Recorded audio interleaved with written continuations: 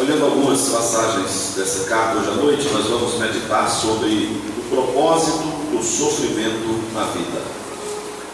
Segunda carta de Paulo aos Coríntios, capítulo 1. Antes de nós olharmos nosso texto hoje à noite, juntos desenvolvemos a nossa meditação, o Senhor Jesus, Ele disse que nós devemos examinar as Escrituras, porque julgais ter nelas a vida eterna, e são elas mesmas que testificam de mim. Contudo, não quereis vir a mim para terdes vida. Eu não aceito glória que vem dos homens. Sei, entretanto, que não tendes em vós o amor de Deus. Eu vim em nome de meu Pai, não me recebeis. Se outro vier em seu próprio nome, certamente o recebereis. O Senhor Jesus está falando para uma audiência em João capítulo 5 e fazendo menção da importância das Escrituras. Como nós falamos anteriormente, segundo domingo de dezembro, nós lembramos de comemorar o dia da Bíblia de forma simbólica. O dia da Bíblia deve ser todo dia, o dia da palavra de Deus deve ser todo dia, o dia de orar e de buscar ao Senhor deve ser todo dia. Mas é papel da igreja cristã frisar a importância das Sagradas Escrituras. E o Senhor Jesus disse que nós devemos meditar nelas, nas Escrituras, porque julgais ter nelas a vida eterna. E são elas, as Escrituras, que testificam acerca de Jesus. É a palavra de Deus que traz a revelação de Deus Pai acerca de Deus Filho, daquilo que o Senhor preparou, apontando o caminho a nós, como sendo o caminho da salvação, da redenção, o melhor caminho e a melhor maneira de se viver neste mundo. De fato, se nós tratássemos a Bíblia como nós deveríamos tratá-la, a nossa vida seria diferente. Creio que é uma oportunidade que nós temos ao pensarmos na importância das Escrituras para a igreja e para nossas vidas, uma oportunidade de avaliarmos o nosso coração e o tipo de amor e devoção que nós temos tido pela palavra de Deus, que traz consolo, que traz a revelação de Deus, que traz iluminação e, acima de tudo, a crença no poder dessa palavra poderosa para quebrantar os corações mais duros e trazer salvação, vida eterna e paz.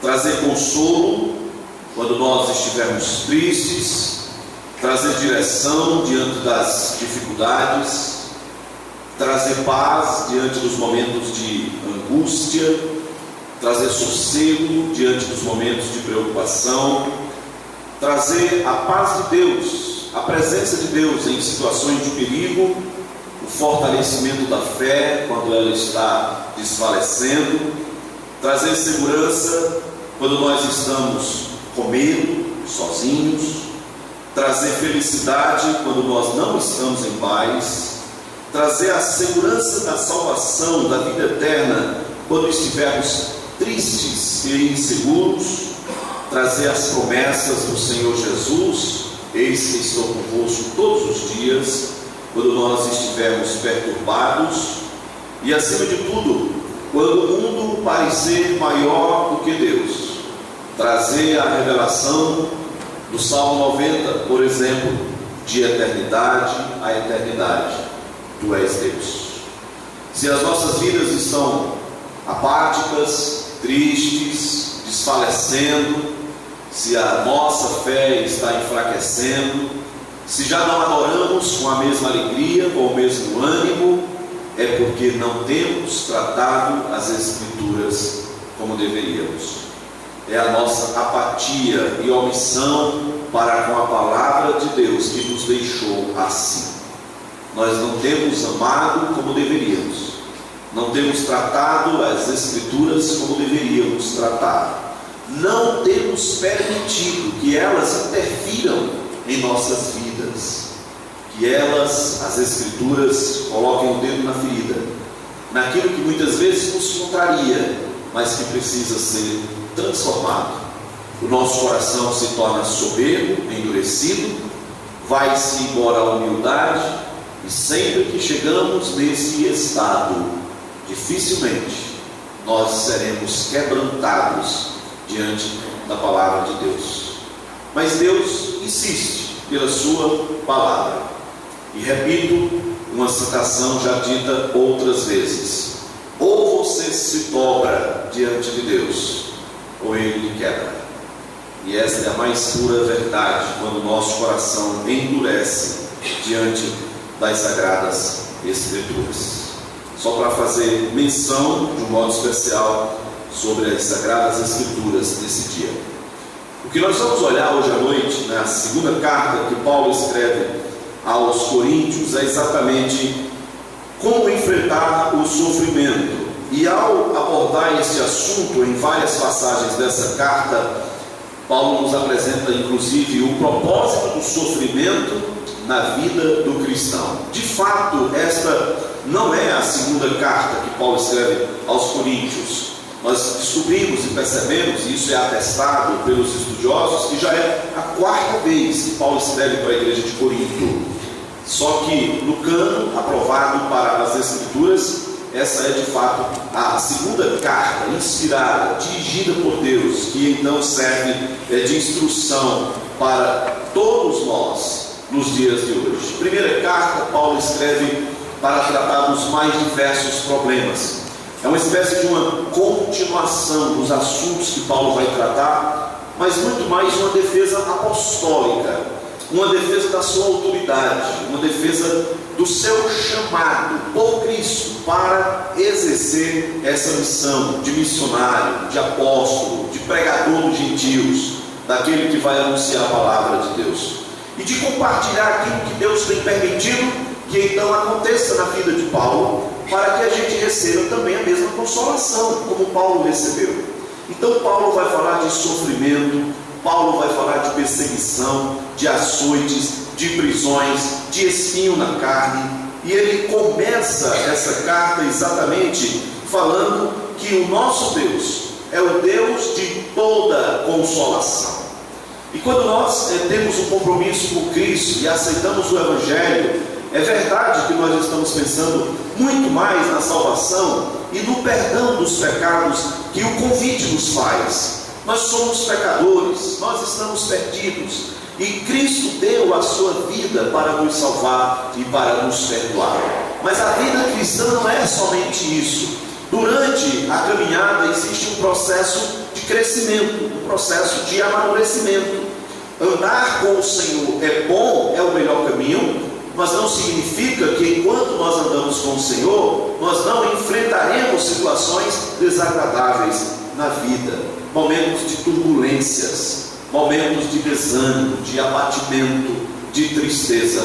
A promessa do Senhor é que Ele nunca vai nos deixar sozinhos nesses momentos e nessas situações. Então, quando Paulo agora tem mais essa oportunidade de escrever para a igreja do Senhor, ele vai exatamente compartilhar isso que é real na vida cristã: o sofrimento, os problemas e como enfrentá-los.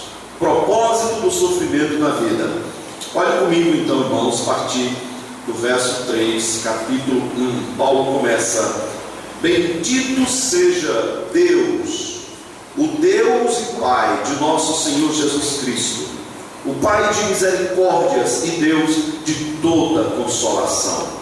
É Ele que nos conforta em toda a nossa tribulação, para podermos consolar os que estiverem em qualquer angústia, com a consolação com que nós mesmos somos contemplados por Deus.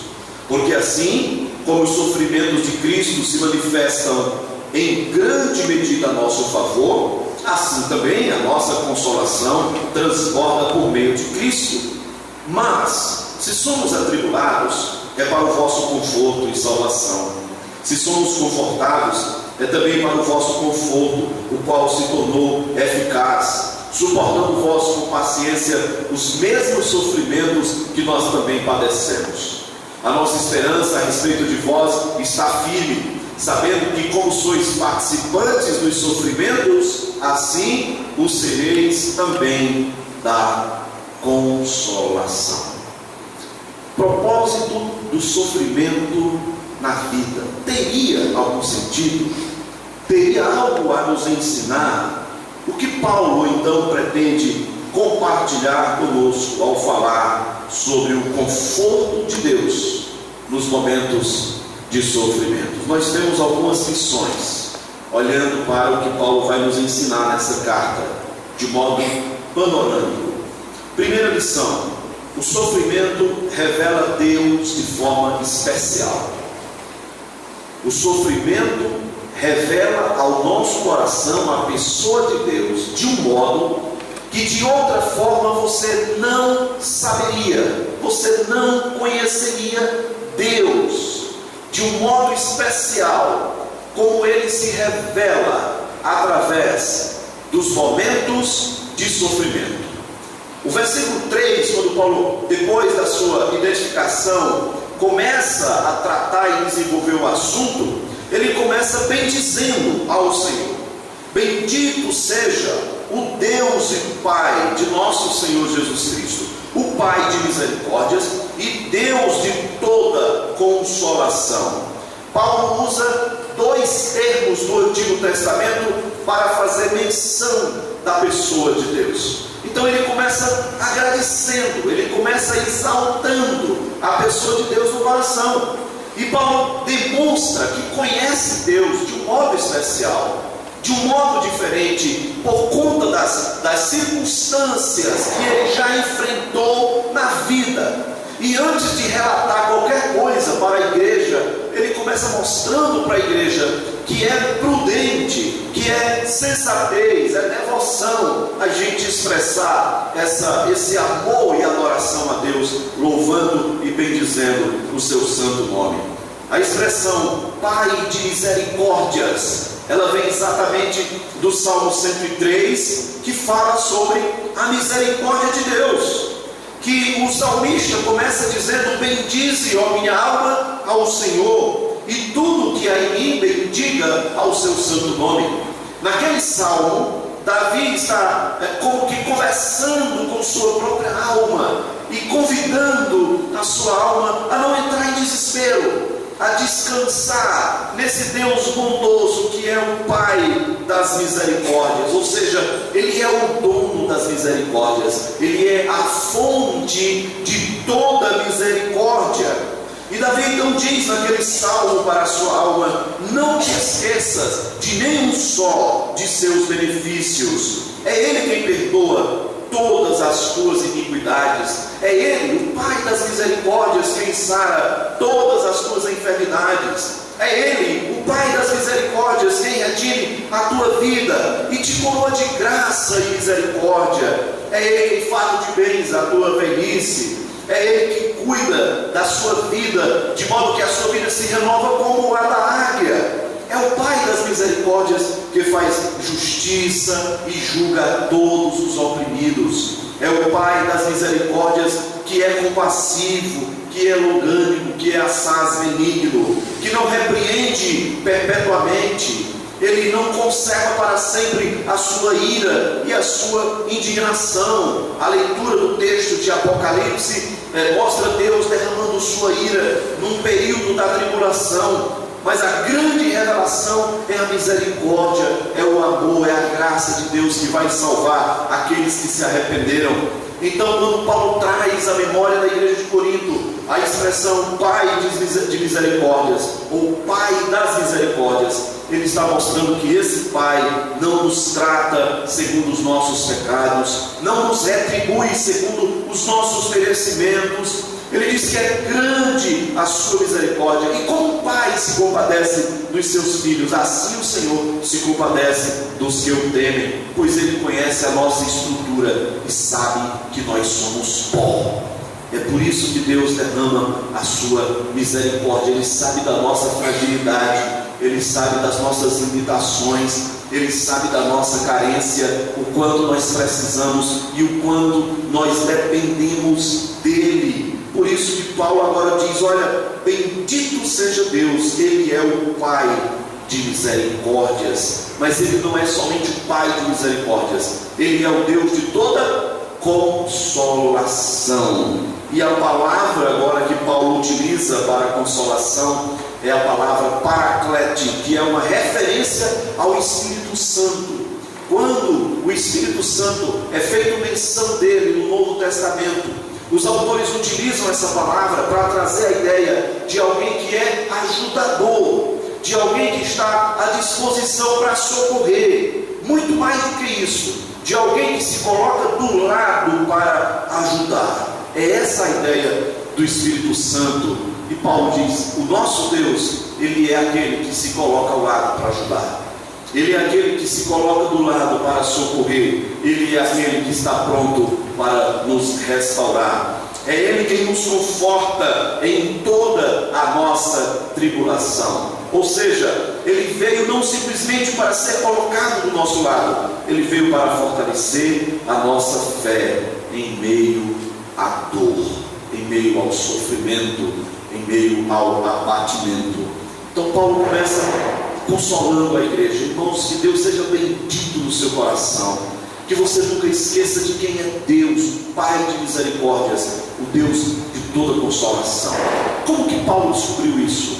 Como que Paulo pode chegar agora sofrendo, com a vida cheia de perturbações, de inconstância, tempestades, prestes a ser morto, com a obra missionária em andamento? Como é que Paulo pode chegar e trazer uma revelação tão preciosa da pessoa de Deus? É que o sofrimento revela Deus de uma forma especial. Pela manhã nós fizemos menção do relato do pastor Haroldo, quando na tragédia do avião ele perdeu seus 2 filhos, e no leito daquele hospital ele podia lembrar da obra da salvação de Deus através de Cristo. Como que alguém sofrendo, depois de perder os 2 filhos, sofrendo queimaduras, no estado de recuperação, ele simplesmente tem a sua memória agora a obra redentora de Deus. Eu estava condenado ao inferno e o Pai de misericórdias nos resgatou. Ele trouxe Jesus. E a palavra de Deus diz, o próprio Paulo vai compartilhar em outro texto, que o próprio Deus, Ele prova o seu amor para conosco pelo fato de ter Cristo morrido por nós, sendo nós ainda pecadores, miseráveis pecadores. Não é simplesmente pecadores, isso significa inimigos de Deus, significa pessoas que viraram as costas para Deus. Pecadores são pessoas que quebraram a lei de Deus, são pessoas que cuspiram no rosto de Deus e que disseram: nós não precisamos do Senhor. Mas Deus prova o seu amor, enviando Jesus para morrer por pecadores como nós, nesse estado, nessa circunstância. Ele é mesmo o Pai de misericórdias e o Deus de toda consolação. O sofrimento é um recurso importante de Deus para moldar a nossa fé, para muitas vezes nos fazer enxergar coisas que de outro modo nós não enxergaríamos, nós não veríamos. O sofrimento nos faz lembrar de Deus, nos remete à lembrança da pessoa de Deus. E Deus, Ele se revela de várias formas. Ele se revela pela criação. Pela manhã nós lemos o Salmo 19: os céus proclamam a glória de Deus, e o firmamento anuncia a obra das suas mãos. Então, quando nós olhamos para a criação, nós encontramos a revelação de Deus. A Bíblia diz que os atributos naturais, eles atestam que existe um Deus. E essa revelação, que não é para a salvação, serve para tornar o homem indesculpável. Romanos capítulo 1. Então Deus se revela. A ideia é que a criatura olha para a criação e ele pode compreender que existe um Criador. É esse o propósito, é uma revelação de Deus através da criação.